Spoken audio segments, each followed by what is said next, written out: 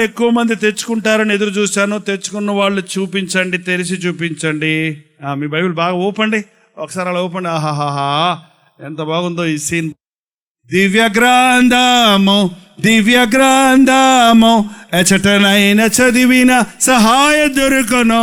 కష్టములు వచ్చిన, దుఃఖములు కలిగిన, విడవకుండా చదువుడి దివ్య గ్రంథం.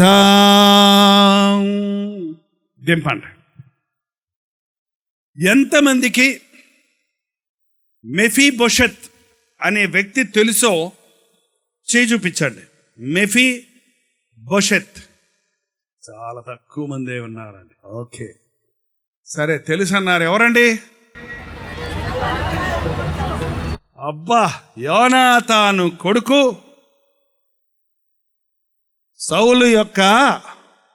సౌలు రాజు యొక్క మనవడు.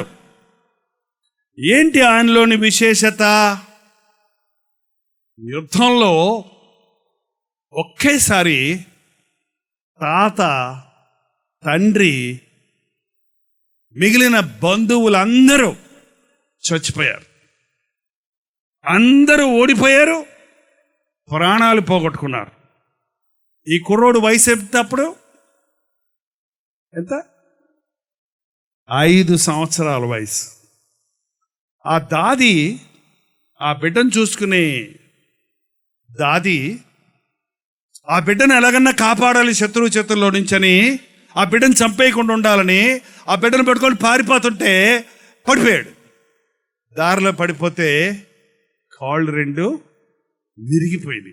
ఇప్పట్లాగా హాస్పిటల్లో మందులు, ప్లాస్టిక్ కట్లు, పుత్తూరు కట్లు, ఏంటంటే పిండి కట్లు లేవు కదా అప్పుడు. అందులో అతడు సౌలు మనవడు, సౌలు వంశానికి చెందినవాడంటే ఎవడో ఒకడు పొడిచేస్తాడు అసలే. కాబట్టి ఆ దాది ఆ బిడ్డను అలాగ తీసుకెళ్ళి ఎక్కడో దాచి కాస్త గంజి పోసి పెంచుతూ ఉంది. ఎవరతను? రాజకుమారుడు. ఏ స్థితికి వచ్చాడు? దిక్కుమాలిన స్థితికి వెళ్ళిపోయాడు. కాళ్ళు విరిగిపోయినాయి, రాజరికం పోయింది. రాజ వైభవంతో ఉన్న ఆ కుమారుడు, బంగారు బొమ్మలతో ఆడుకున్న ఆ బిడ్డ మట్టి కొండల్లో అన్నం తింటూ మూలబడిపోయి ఉన్నాడు. ఎవరు అతన్ని పట్టించుకోవాలా? ఎవరికి అతను తెలియదు. ఈ రోజున చాలా మంది అటువంటి పరిస్థితుల్లో ఉన్నారండి. ఈ మెఫీబోషెత్తు ఏదన్నా పాపం చేశాడా? 5 సంవత్సరాల పిల్లోడు ఏం పాపం చేస్తాడండి? కానీ పితరుల దోషం అతని మీదకి వచ్చింది. తల్లిదండ్రులారా, మీరు మీ బిడ్డలకి దోషాన్ని మూటగట్టిస్తారా? శాపాన్ని మూటగట్టిస్తారా? మీరు చచ్చిందే గాక మీ బిడ్డలు దిక్కుమాలిన స్థితిలో ఉండనట్లుగా మీరు అంగీకరిస్తారా? ఎంతమంది ఈ రోజున పెళ్ళైన తర్వాత కూడా, బిడ్డలు పెట్టిన తర్వాత కూడా తమ జీవితాలను మార్చుకోవడం లేదు, తమ బ్రతుకులను సరిచేసుకోవడం లేదు. ఎంతమంది త్రాగుడుకు బానిసలుగా ఉంటున్నారు. త్రాగుబోతులారా, మీకు శ్రమ. ఎవరికి శ్రమ? ఎవరికి దుఃఖము? ఎవరికి హేతువు లేని గాయములు? కలిపిన సారాయిని త్రాగువాడికే కదా అని సామెతల గ్రంథం 23వ అధ్యాయంలో ఉందండి. శ్రమ, దుఃఖం, బాధలు. నా దగ్గరికి ప్రార్థనకు వచ్చిన వాళ్ళు చాలామంది, మా నాన్న తాగుతాడండి, మా నాన్న కోసం ప్రార్థన చేయండి. మా అమ్మ నాన్న జగడబాడుకుంటా ఉంటారండి ఎప్పుడు చూసినా. మా అమ్మ నాన్న కోసం ప్రార్థన చేయండి. మా నాయన మా అమ్మను వదిలేసి పరాయి వ్యక్తితో జీవిస్తున్నాడయ్యా, మా నాన్న తిరిగి వచ్చేటట్టు ప్రార్థన చేయండి. తల్లిదండ్రులారా, మీ బిడ్డల మీదకు మీ పాపం రాకుండా మీరు ప్రార్థన చేయండి. నీ పాపమును ఒప్పుకున్నప్పుడు ఆ పాపము సిలువ కొట్టబడద్దండి. సిలువ కొట్టబడిన పాపం తిరిగి ఎవరి మీదకి, నీ మీదకి రాదు, నీ బిడ్డల మీదకి రాదు. తెలుసండి? మీకు అర్థమైందా? మన పాపములను మనము ఒప్పుకొనిన ఎడల ఆయన నమ్మదగిన వాడు, నీతిమంతుడు గనుక మన సకల దుర్నీతి నుండి ఆయన మనలను పరిశుద్ధులుగా చేస్తాడు. తల్లిదండ్రులారా, మీ పాపములు మీ బిడ్డల మీదకు రాకుండానట్లు పశ్చాత్తాపడండి. తల్లి అయిన తర్వాత కూడా నీకు ఇంకా బుద్ధి రాదా, సిగ్గురేదా? సంటి బిడ్డకు పాలు ఇస్తూ హామ అరుస్తుందట, బిడ్డ పాలు తాగుతూ ఉన్నప్పుడు రక్తం వచ్చేస్తుందటండి. రక్తం వచ్చేస్తుంది, ఆ బిడ్డ రక్తం తాగేస్తుంది. మీరు అనుకుంటున్నారేమో, ఒకవేళ తల్లి పాలిచ్చి బిడ్డను పెంచుతున్నప్పుడు, తల్లి శరీరంలో భాగాన్ని ఇస్తున్నప్పుడు తన స్వభావాలు కూడా బిడ్డకి ఇస్తుంది. తన ఉద్రేకాలన్నీ బిడ్డలోకి వెళ్ళిపోతున్నాయి. మళ్ళీ ఆ పిల్లల్ని తీసుకొచ్చి వీడు ఎక్కువ అలర చేస్తున్నాడండి, వీడి కోసం ప్రార్థన చేయడానికి నన్ను అడుగుతారు. మళ్ళీ నువ్వు అట్ట పెంచావు. అన్న సమూయేలును పెంచినప్పుడు పాలు విడిచే సమయానికి పాలు తాగుతూ ఉన్నాడు బిడ్డ. పాలు తాగటం ఆపేసేటప్పటికి దేవునికి ఒప్పందం చేసుకున్నట్టు దేవాలయాలను తీసుకొచ్చి వదిలిపెట్టేసిందండి. ఏఫోదు కుట్టి సమూయేలును దేవాలయంలో వదిలిపెడితే మమ్మీకి టాటా చెప్పాడు, నేను దేవుని సేవ చేయటానికి నాకు ఈ భాగ్యం దొరికిందే, దేవాలయంలో నాకు ఈ భాగ్యం దొరికిందే అని దేవుని స్వరాన్ని వింటూ సమూయేలు దేవాలయంలో పెరిగాడు. తల్లి, నీవు ఎలా పెంచుతున్నావో నీ బిడ్డలు అలాగే ఉంటారు. దేవుని వాక్యంతో పెంచు, ఉగ్గుపాలతో దేవుని వాక్యాన్ని నేర్పించు. నీ ఉద్రేకాలు, నీ కోపాలు, నీ ద్వేషాలు వదిలిపెట్టు. నీ పాపము శాపము నీ బిడ్డల మీదకు రాకూడనట్లుగా మీ బిడ్డలను దేవునికి సమర్పించండి. దేవుడు నీకు బిడ్డని ఇచ్చినప్పుడు బిడ్డ కావాలంటారు. బిడ్డని ఇచ్చాక నీ ఇష్టం వచ్చినట్టు పెంచుతున్నావు. కానీ ఆ బిడ్డను దేవుని కొరకు పెంచడం లేదు. సౌలండి గాడిదల మీద తిరిగేవాడు. ఎక్కడ తిరిగేవాడు? గాడిదలు కాసుకునేవాడు ఆయన. ఆ గాడిదలు తప్పిపోతే అవి ఎక్కడికి పోయినాయో తెలుసుకుందామని ప్రవక్త దగ్గరికి వెళ్ళాడు. ఎవరా ప్రవక్త? ఈ సమూయేలే పెద్దోడయ్యాడు. ఆ సమూయేలు ప్రవక్త దగ్గరికి వెళ్తే సమూయేలు చెప్పాడు, రే నువ్వు నాయన గాడిదలను ఎతుకుతున్నావు కానీ నిన్ను దేవుడు ఎతుకుతున్నాడయ్యా. నీ కొరకు దేవునికి గొప్ప ప్రణాళిక ఉంది. నిన్ను ఇశ్రాయేలీయులకు రాజును చేయాలనుకుంటున్నాడు అని ఆ రాత్రంతా కూర్చొని అతని కోసం ప్రార్థన చేసి అతన్ని అభిషేకించి ఇశ్రాయేలీయుల మీద రాజును చేశాడు. గాడిదలెంబడి తిరిగేవాడికి రాజా, ఎంత కృతజ్ఞత ఉండాలి. ఎబ్బే, కొంతమందికి దేవుడు ఆశీర్వాదాలు ఇస్తే ఎందుకది అట్ట అహంకారం? నీకు అధికారం ఉందంటే, నీకు ఆరోగ్యం ఉందంటే, నీకు కుటుంబం ఉందంటే, నీకు ఆస్తి ఉందంటే, నీకు చదువు ఉందంటే, నువ్వు ఫస్ట్ క్లాస్లో పాస్ అవుతున్నావంటే, నీకు మంచి ఉద్యోగం ఉందంటే, అది దేవుని వలన నీకు ఇచ్చినది, దేవుని వలన వచ్చినది అని నువ్వు మర్చిపోయిన రోజు దేవుణ్ణి మర్చిపోతావండి. సౌలు దేవుని మీద తిరగబడ్డాడు. సమూయేలు ప్రవక్తను నిర్లక్ష్యం చేశాడు, అవిధేయుడయ్యాడు. దేవుడు చెప్పిన మాటను సగం సగం నెరవేర్చాడు, విసిగిచ్చేశాడు. దేవుడు అన్నాడు, ఛీ, ఈ సౌలుని నేను కోరుకున్నందుకు బాధపడుతున్నాను, ఇతను నేను తోసేస్తున్నాను అన్నాడు. అంతే. ఏంటండి, సమూయేలు వచ్చి నిన్ను తోసేస్తున్నాడు దేవుడు అని చెబితే, అయ్యా తప్పు చేశాను, నన్ను క్షమించు, అంత మటుకు బాగానే ఉందండి. మనుషులందరి ముందు నన్ను సిగ్గుపరచకు, అందరి ముందు నన్ను గణపరచు అని అంగీ పట్టుకుంటే ఆ ప్రవక్త యొక్క అంగీ చినిగిపోయిందట. తప్పు చేసినోడికి ఘనత కావాలా? తప్పు చేసినోడికి అవమానం కావాలా? చెప్పండి. భలే తాగుతున్నావు నాయనర్రా అని పూలదండేసి నమస్కారం పెట్టాలా? చెప్పండి. భార్యను వదిలిపెట్టి పరాయి స్త్రీ అమ్మడు తిరుగుతున్నావు బ్రదరు, రండి బ్రదరు అని చెప్పి పూలమాలేసి పూల గుర్తిచ్చి సన్మానం చేయాలా? శాలువా కప్పి దవడ దవడ వాయించాలా? ఏంటండి, అరే సిగ్గు లేదండి. తాము సిగ్గుపడవలసిన విషయంలో అసూయపడుతున్నారంట. ఒక పనికి మాలిన తండ్రి తన కుమారుడు చెప్తున్నాడు, రే ఓకేరా, ఓకే పర్వాలేదురా, నేను చూడు ఎట్టాగా మీ అమ్మకి తెలియకుండా రెండో ఫ్యామిలీని మెయింటైన్ చేస్తున్నాను, అటు చేసుకోరా, చేసుకుంటే గొడవలు ఎందుకురా అన్నాడంట. ఇదేం తండ్రి అండి? మోసగాళ్ళను ఉత్పత్తి చేస్తారు, అబద్ధికులను ఉత్పత్తి చేస్తారు, గర్విష్ఠుల్ని సిద్ధం చేస్తారు. నా బిడ్డలు గర్విష్ఠులు అవడం నాకు ఇష్టం లేదు అన్నవాళ్ళు, నా బిడ్డలు యోగ్యులు అవ్వాలని ఆశించిన వారు, నా బిడ్డలు దేవుని సాక్షులు అవ్వాలని ఇష్టపడిన వారు మొదట మీ జీవితాన్ని మార్చుకోనండి. మొదట మిమ్మల్ని మీరు దేవునికి అప్పగించుకోనండి. సౌలు యొక్క శాపం దేవునిని పెడచివిని పెట్టి దేవుని స్వరాన్ని నిర్లక్ష్యం చేసి ఎన్ని అవకాశాలు దేవుడు ఇచ్చినా దాన్ని అలక్ష్యం చేసినందున యెహోవా దేవుని ఆత్మ సౌలును విడిచిపోయిందట. దురాత్మ వచ్చి సౌలును పట్టుకుందంట. ఆ దురాత్మ వచ్చినప్పుడు సౌలు అంట ఏడుస్తా ఉంటాడంట. సౌలు రాజా ఏమైంది రాజా అనందంటారా రాజా? కూల్ డ్రింక్ తాగుతారా ప్రభు రాజా? నిద్రపోతారా? పడక సిద్ధమని చేయమంటారా? ఏమైంది రాజా? దురాత్మ వచ్చి అతన్ని నలిపేస్తుందంట. చాలా మంది ఈ రోజులో ఏడుస్తూనే ఉంటారు. ఎందుకు ఏడుస్తున్నావంటే నాకే తెలియదు అంటాడు. మళ్ళీ పైగా పూర్వకాలం అంటే ఏడుపు వచ్చింది అనుకోండి, బోర్ని ఏడ్చేసేవాళ్ళు. పెద్ద సరువు బోర్ ఏడ్చేసి ముక్కంతా సీదేసి కళ్ళన్నీ తుడుచుకొని హాయిగా కాస్త తేలికయ్యేది. ఇప్పుడు అట్ట కాదు, ఆడవరం స్టైలు. ఎందుకు ఏడుస్తున్నావు? ఏం లేదు. ఏంట్రా అంటున్నావు? ఏం లేదు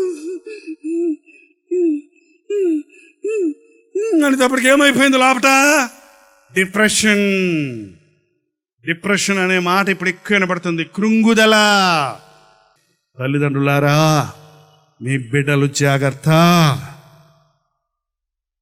ఒక్కొక్కసారి అండి తల్లి ఏడ్చి ప్రార్థన చేస్తుంటుంది బిడ్డ కోసం, కానీ తండ్రి ఇష్టానుసారంగా బ్రతుకుతుంటాడు. ఆ తండ్రి యొక్క శాపం బిడ్డ మీదకి రాకుండా ఆ తల్లి కన్నీరు కారుస్తుంటుంది. అలాంటప్పుడు ఎవరు జయిస్తారనుకుంటున్నారు మీరు? ప్రార్థనే జయము. చెప్పండి ఆ మాట అందరూ కూడా నాతోటి. ప్రార్థించే వారే గెలుస్తారు కానీ సాతాను సంబంధాలు గెలవరండి. మీ బిడ్డల కోసం ప్రార్థించండి. దిక్కుమాలిన స్థితిలో ఉన్న మెఫీబోషెతును దేవుడు చూచాడు. దావీదు జ్ఞాపకం చేసుకున్నాడు. దావీదు మనసులో యోనాతాను కుటుంబాన్ని కరుణించాలని, ఉపకారం చేయాలని, దయ చూపించాలని, ప్రేమ చూపించాలని ఆశ పుట్టింది. తన దగ్గర ఉన్న వారిని పిలిచి సౌలు కుటుంబం వాళ్ళు ఎవరన్నా మిగిలారా అని అడిగారు. సాధారణంగా ఒక రాజు అయిన తర్వాత శత్రు సంబంధమైన వ్యక్తులందరినీ రూపం ఆపేస్తారు. ఓ చిన్న బిడ్డ ఉన్నా కూడా ఆ వంశం వస్తే మళ్ళీ నాది సింహాసనం అంటాడని వాళ్ళని చంపేస్తారు. అకస్మాత్తుగా దావీదు ఎవరన్నా ఉన్నారా అని అడిగినప్పుడు వాడిని చంపేస్తారేమో, అందుకు అడుగుతున్నారేమో అనుకున్నారు అసలే. కానీ నేను ఉపకారం చేయాలన్నాడు. అప్పుడు ప్రక్కన ఉన్న వ్యక్తి చెప్పాడు, యోనాతాను కుమారుడు ఒకడు ఉన్నాడు అని చెప్పినప్పుడు సమూయేలు 2వ గ్రంథము 9వ అధ్యాయము, యోనాతానును బట్టి నేను ఉపకారము చేయుటకు సౌలు కుటుంబములో ఎవడైనా కలడా అని దావీదు అడుగగా, సౌలు కుటుంబములో ఎవడైనా శేషించి ఉన్నాడా అని అడుగగా, యోనాతానుకు కుంటి కాళ్ళు గల కుమారుడు ఒకడున్నాడని రాజుతో మనవి చేసెను. అతడు ఎక్కడున్నాడని రాజు అడుగగా, చితగించుము, అతడు లోదేబారు అమ్మీయేలు కుమారుడగు మాకీరు ఇంట ఉన్నాడని రాజుతో అనెను. అప్పుడు రాజైన దావీదు మనుషులను పంపి లోదేబారులోనున్న అమ్మీయేలు కుమారుడగు మాకీరు ఇంటి నుండి అతని రప్పించెను. సౌలు కుమారుడైన యోనాతానుకు పుట్టిన మెఫీబోషెతు దావీదునద్దకు వచ్చి సాష్టాంగ నమస్కారము చేయగా, దావీదు మెఫీబోషెతు అని అతన్ని పిలిచినప్పుడు అతడు చిత్తము, నీ దాసుడనై ఉన్నానెను. అందుకు దావీదు, నీవు భయపడవద్దు, నీ తండ్రి అయిన యోనాతాను నిమిత్తము నిజముగా నేను నీకు ఉపకారము చేసి నీ పితరుడైన సౌలు భూమి అంతయు నీకు మరల ఇప్పింతును, మరియు నీవు సదాకాలము నా బల్ల యొద్దనే భోజనము చేయుదువని సెలవిచ్చెను. మెఫీబోషెతును రప్పించినప్పుడు దావీదు అంటున్నాడు, మెఫీబోషెతు భయపడకు. మెఫీబోషెతు వణిగిపోతుండుంటాడు. రమ్మన్నాడు దావీదు అని అడిగితే ఎందుకు రమ్మన్నాడు అనుకుంటాడు? చంపేయటానికి. ఎందుకంటే శత్రువు కుమారుణ్ణి నేను. కానీ దావీదు అంటున్నాడు, భయపడకు మెఫీబోషెతు, ఇక నుండి నీవు దిగులు పడద్దు. ఎక్కడుంటావు నువ్వు? నీకు రావలసిన ఆస్తంతా, నీ తండ్రి సొత్తంతా నీకు ఇస్తా. ఎంత ఇస్తాడంట? తండ్రి సొత్తు అంతా నీకు ఇస్తా. ఏంటంటే ఒక క్రైస్తవుడికి ఏమి ఇస్తారా? ప్రభు 10 రూపాయలు ఇవా, ప్రభు 5 రూపాయలు ఇవా అని అడుగుతారు. ఏంటంటే యేసు ప్రభు దగ్గరికి వెళ్ళి చవకబారు థింగ్స్ అడుగుతారు. ఏంటండి? ఆయన దర్జాకు తగినట్టుగా ఆయన మనుషులు ఇవ్వలేని, మనం కష్టపడి సంపాదించుకోలేని ఆశీర్వాదాలు ఇచ్చే ప్రభు మనకు ఉండగా చిన్న చిన్న విషయాలు అడుక్కుంటుంటున్నాం మనం దేవుని దగ్గర. లేదు మెఫీబోషెతు, నీకు సొత్తు అంత ఇస్తున్నాను, అంతేకాదు నీవు సదాకాలము నా భోజనం బల్ల దగ్గర భోజనం చేస్తావు. భోజనం బల్ల దగ్గర భోజనం కలిసి భోజనం చేసేవాడు ఎవడనమాట అండి? రాజకుటుంబానికి చెందినవాడు. యేసు ప్రభు అదే మాటలు మనతో చెప్తున్నాడు. ఇప్పటికే నీ జీవితాన్ని పాడు చేసుకున్నావేమో. ఒకవేళ మీ నాన్న తాగి తాగి చచ్చిపోయాడు, నేను దిక్కులేని స్థితిలో ఉన్నానని దిగులు పడుతున్నావేమో. నా భర్త నన్ను విడిచిపోయాడు, నా దిక్కు లేదు, ఇక నా గతి లేదు, ఈ మూలబడి కుమిలిపోయి ఏడుస్తున్నానని దిగులు చెందుతున్నావేమో. ఈ రాత్రి నిన్ను ఇక్కడికి పిలిపించాడు. ఈ మీటింగులు కాదు నిన్ను పిలిచింది, నేను కాదు నిన్ను మిమ్మల్ని పిలిచింది. దేవుడు నిన్ను పిలిచాడు, దీవించాలని పిలిచాడు. నువ్వు పోగొట్టుకున్నవని నీకు తిరిగి ఇవ్వాలని పిలుస్తున్నాడు. భయపడకు, నీ పాపములు నేను భరించాను, నీ శాపాన్ని నేను భరించాను, నిన్ను స్వస్థపరిచే యెహోవాను నేనే, నీ భారాలు భరించే దేవుడని నేనే. నువ్వు నాకు ద్రోహం చేశావు, నువ్వు నా మీద తిరగబడ్డావు, నువ్వు నన్ను నమ్ముకోలేదు, కానీ నిన్ను ప్రేమిస్తున్నాను, కానీ నా కృప నీకు చూపిస్తున్నాను. యేసయ్య కృప అండి, ఈరోజు అది అంశం అండి. యేసయ్య కృప ఎంత గొప్పదంటే, అసలు కృప అంటే ఏంటో ఎంతమందికి తెలియదో చేయొద్దండి. పోనీ ఎంతమందికి తెలుసో చేయొద్దండి. ఏంటది? ఏంటో చెప్పండి చూద్దాం, ఒక మాట చెప్పండి అమ్మా. ప్రేమ అంటే కృప, కృప అంటే ప్రేమ. నెపోలియన్ చక్రవర్తి దగ్గరికి ఒక తల్లి వెళ్ళిందట. అయ్యా నా కుమారుడు క్షమించండి అయ్యా, ఉరిశిక్ష చేశారంట, నా కుమారుని క్షమించండి అయ్యా అంటే నెపోలియన్ అన్నాడు, అమ్మా చాలాసార్లు క్షమించాను, ఇక క్షమిస్తానికి లేదు, చాలాసార్లు క్షమించాను, ఇక కుదరదు. అయ్యా అయ్యా అయ్యా అయ్యా కనికరించండి అయ్యా, కృప చూపించండి అయ్యా, దయ చూపించండి అయ్యా అంటే రాజు అన్నాడు, చెప్తున్నాడు కదమ్మా, వాడు దయ చూపించడానికి అర్హుడు కాదు అంటే ఆ తల్లి కన్నీటితో అంటుందంట, అయ్యా దయ చూపించడానికి కూడా అర్హత కావాలా? అర్హత లేని వారికే కదయ్యా దయ చూపించాల్సింది అంటే నెపోలియన్ చక్రవర్తి అదిరిపోయాడంట. అవును కదా, అర్హత లేని వారి మీద దయ చూపించటమే, అర్హత లేని వారిని క్షమించటమే, అర్హత లేని వారిని ప్రేమించటమే, అయోగ్యమైన వారిని క్షమించటమే దయ చూపించటం. ఏ మాత్రం మెఫీబోషెతుకు అధికారం లేదు అక్కడ. శత్రువు యొక్క కుమారుడు, ఏ మాత్రం అతడు యోగ్యుడు కాదు అక్కడ రాజుగారి బల్ల దగ్గర కూర్చోడానికి. కుంటోడు, ఏ విధంగానూ అతనికి యోగ్యత లేదు, కానీ అతని మీద కరుణ చూపించాడు. నీకు నాకు ఏ యోగ్యత లేదండి, నీవు దిక్కుమాలని స్థితిలో ఉన్నావని.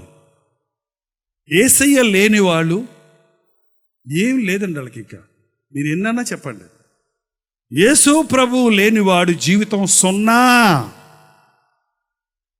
ఎన్నున్నా నిత్య నరకానికి పోవలసిన పరిస్థితి నీకుంది.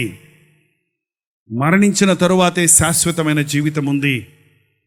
యేసు ప్రభు నిన్ను క్షమించడానికి సిలువలో తన ప్రాణమిచ్చి, తన రక్తాన్ని చిందించి నీవు పొందవలసిన దెబ్బలను ఆయన పొంది, నీ ముఖం మీద పడవలసిన ఉమ్మి ఆయన ఉమ్మి వేయించుకొని, నీ పాప భారమంతా కలువరి సిలువ వరకు తీసుకొని పోయి ఆయన సిలువలో యాగం చేశాడు.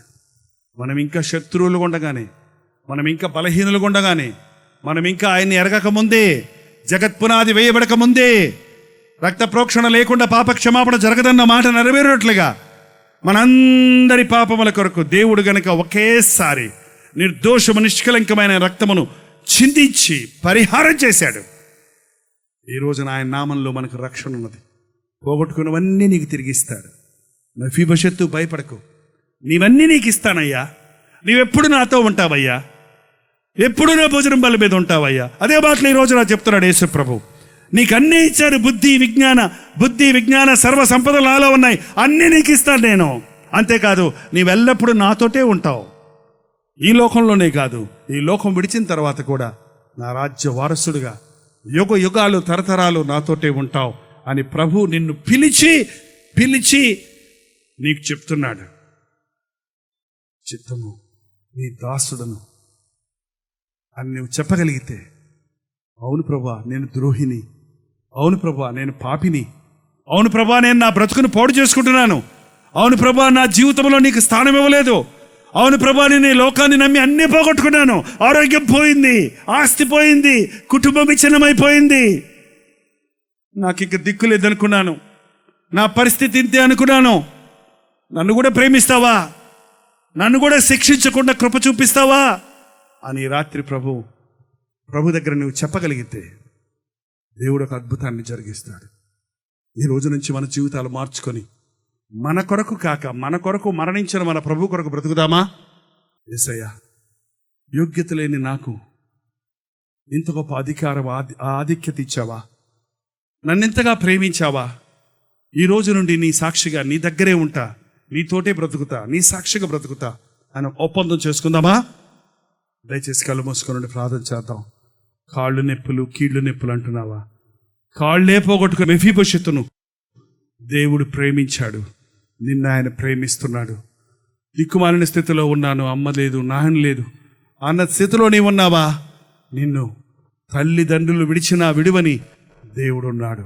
నీ పాపములు నీ బిడ్డల మీదకు రాకుండా తల్లి తండ్రి నోరు తెరిచి ప్రార్థన చేయండి. నీ శాపమంతా సిలువలో కొట్టివేయబడిందని నమ్మండి.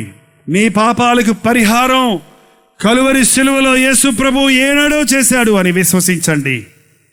ఆయన సిలువ చెంతకు వస్తే నీకు క్షమాపణ ఉంది.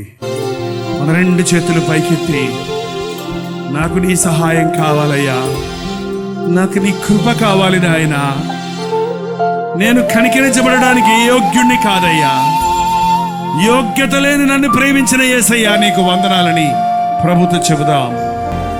పరిశుద్ధుడా, ప్రేమగల తండ్రి, ఒక్కసారి మమ్మల్ని చూడు నాయన.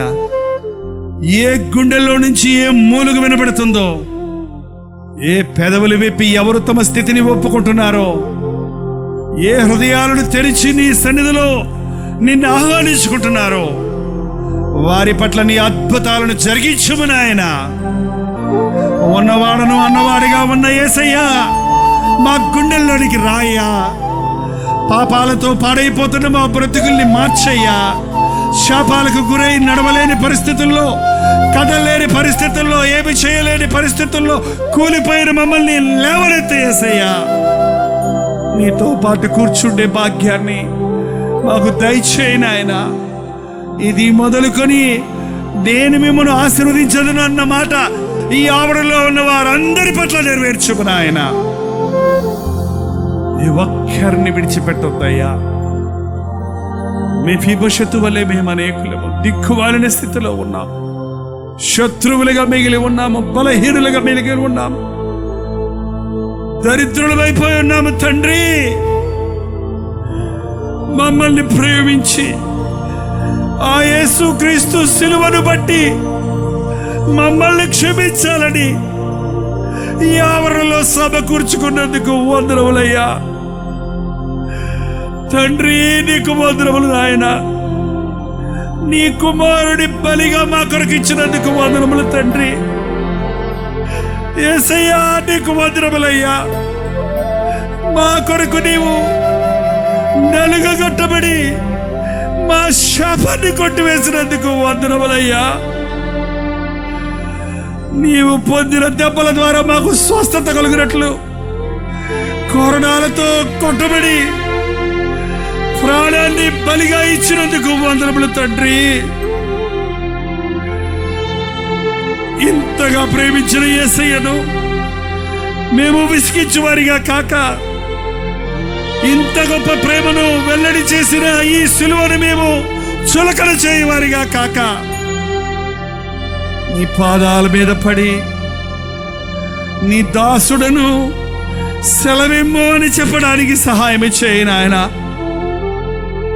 ఎవరెవరి బాధలేవో, ఎవరెవరి కష్టాలేవో, ఎవరెవరి సమస్యలేవో నీవు చూస్తున్నావు గనుక ఈ రాత్రి నీ గాయపడిన హస్తమును చాపి ప్రతి పాపిని నజరేయుడైన యేసుక్రీస్తు నామములో విడుదల చేయుచున్నాము. ప్రతి తాగుబోతును ఈ రాత్రి వారికి చివరి రాత్రిగా మరి ఎన్నడూ మద్యము ముట్టకుండానట్లు ఒక అద్భుతాన్ని జరిగించుము తండ్రి.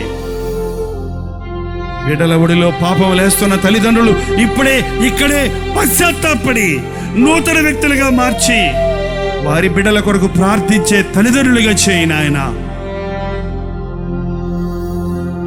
ఈ కార్యక్రమాన్ని వీక్షిస్తున్న వారి హృదయాలలో కూడా ఎక్కడెక్కడ ఈ ప్రార్థన వినబడుతుందో, ఎంతమంది ఈ ప్రార్థనలో ఏకీభవిస్తున్నారో వారందరూ నీ పరిశుద్ధాత్మ తాకుడును అనుభవించడానికి సహాయం చేయము.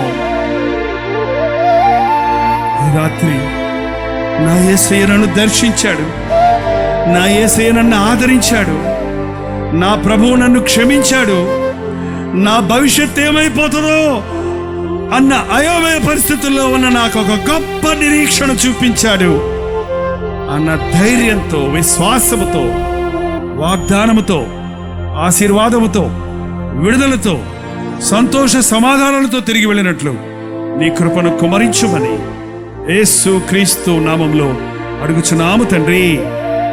మన తండ్రి అయిన దేవుని యొక్క ప్రేమయు, కుమారుడైన క్రీస్తు యొక్క కృపయు, ఆదరణకర్త అయిన పరిశుద్ధాత్మ యొక్క సహవాసమును కుడి వచ్చిన మనందరికీ ఇప్పుడును సదాకాలమును తోడై ఉండును గాక. ఆమేన్, ఆమేన్, ఆమేన్. స్తుతులివిగో నా ప్రభువా, ప్రియమైన నా దేవా, మేలులకై స్తోత్రములు, దీవెనకై కృతజ్ఞతలు. హల్లెలూయా, దేవునికి స్తోత్రం. బెంగళూరు పరిసర ప్రాంతాల్లో ఉన్న వారికి శుభవార్త. ప్రతిరోజు దేవుని వాక్యాన్ని అనేక భాషల్లో వింటున్న మిమ్మల్ని ముఖాముఖిగా చూడాలని, మీకోసం వ్యక్తిగతంగా ప్రార్థించాలని బెంగళూరు వస్తున్నాం. ఏప్రిల్ 10వ తారీఖు మధ్యాహ్నం 2 గంటల నుంచి సాయంత్రం 7 గంటల వరకు ఒకే సెషన్ అండి. మిమ్మల్ని ముఖాముఖిగా చూసి వ్యక్తిగతంగా మీకు ప్రార్థించాలని, దేవుని వాక్యమును ధ్యానించి మనమందరం కలిసి దేవుని సన్నిధిలో ఆనందించాలని ఈ 1 డే గెట్ టుగెదర్ను ఏర్పాటు చేస్తున్నాం. రండి, కుటుంబాలుగా తరలి రండి. ప్రభు సన్నిధిలో మనందరం కలిసి ఆయన వాక్యాన్ని ధ్యానిద్దాం, ఆయన్ని ఆరాధిద్దాం. మరి ముఖ్యంగా మీ సాక్ష్యాలు వినడానికి, మీ కొరకు ప్రార్థించడానికి నేను ఎంతో ఆశ కలిగి ఉన్నాను.